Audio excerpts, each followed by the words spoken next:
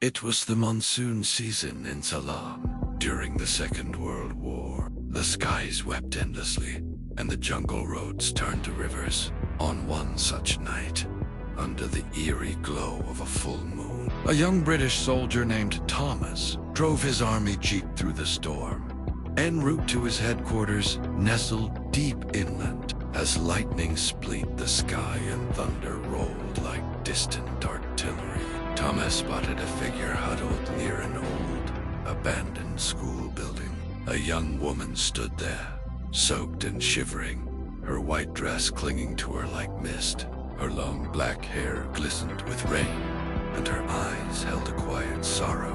Moved by compassion, Thomas pulled over and called out, "Miss, you won't find any transport here tonight. Let me take you to the nearest town." She hesitated, her eyes scanning the stormy horizon, then nodded silently and stepped into the jeep. The moment she entered, the air turned inexplicably cold, and a delicate scent of jasmine filled the vehicle. Thomas glanced at her. She was beautiful, ethereal. Even but her silence was haunting. A stage drop. He tried to make conversation. She spoke softly, her voice like the rustle of leaves in the wind. She told him her name was Anjali, and that her home was near an old temple a few miles ahead. When they reached the temple, she pointed to a narrow lane veiled in darkness and said, "I'll walk from here. My house is just inside." Thomas, ever the gentleman, offered her his raincoat. "I'll be back in a couple of days. I'll collect it then," he said with a smile.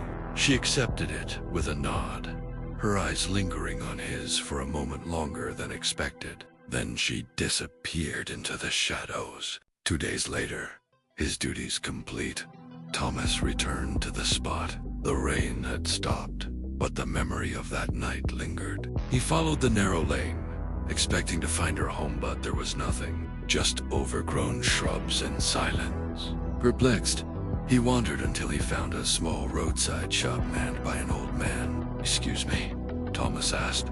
"I'm looking for a girl named Angel. I dropped her here 2 nights ago." The old man's face paled. Angali, he whispered. "Son, no one lives in this village anymore. It was destroyed in a Japanese air raid last year. Everyone, including a girl named Anjali and her family." Thomas felt the blood drain from his face. "But I saw her. I spoke to her." The old man pointed toward a large banyan tree near the temple. "They buried the victims there." Driven by disbelief and dread, Thomas walked to the tree. Beneath it stood a row of simple tombstones. One bore the name Anjali Devi, and there, resting gently on the stone, was his raincoat folded neatly, untouched by mud or rain.